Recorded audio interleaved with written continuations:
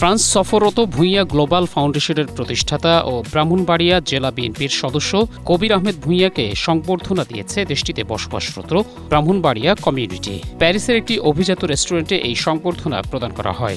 এই আয়োজনকে ঘিরে প্রবাসী বাংলাদেশিদের এক মিলন মেলায় পরিণত হয়।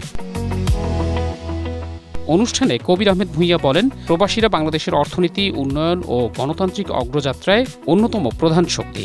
যে কোনো সংকটময় পরিস্থিতিতে তারা দেশকে সাহস, শ্রম ও সহযোগিতা দিয়ে এগিয়ে নিচ্ছে। বিদেশে মৃত্যুবরণকারী বাংলাদেশিদের মরদেহ দেশে নেয়ার ক্ষেত্রে সরকারি ব্যবস্থা আরও সম্প্রসারিত করার উপর জোর দেন তিনি। এ সময় তিনি ব্রাহ্মণবাড়িয়ার উন্নয়নে সবার সঙ্গে একযোগে কাজ করার প্রতিশ্রুতি দেন। আমরা শেষে পড়াতে আমাদের কোনো হয় না, ডেভেলপমেন্ট হয় না, কোনো ডেভেলপমেন্ট নাই। মানে আপনার আমার গ্রামে আপনি ভালো করে যেতে পারবেন না। আমি যখন বাড়িতে যাই, কয়েক হাজার লোক আমাকে দেখতে যায়।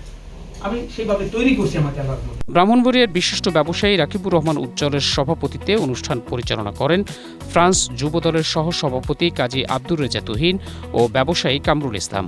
অনুষ্ঠানে বিশেষ অতিথি হিসেবে উপস্থিত ছিলেন ফ্রান্স বিএনপির সাবেক সাধারণ সম্পাদক এম এ তাহের, ফ্রান্স বিএনপির সাবেক সহসভাপতি মাহবুব আলম রাঙা, ফ্রান্স বিএনপির সাবেক যুগ্ম সাধারণ সম্পাদক জুনায়েদ আহমেদ, যুবদল কেন্দ্রীয় নির্বাহী কমিটির সাবেক আন্তর্জাতিক বিষয়ক সম্পাদক এস এম মিল্টন সরকার সহ আরও অনেকে। Desk report, Asia post.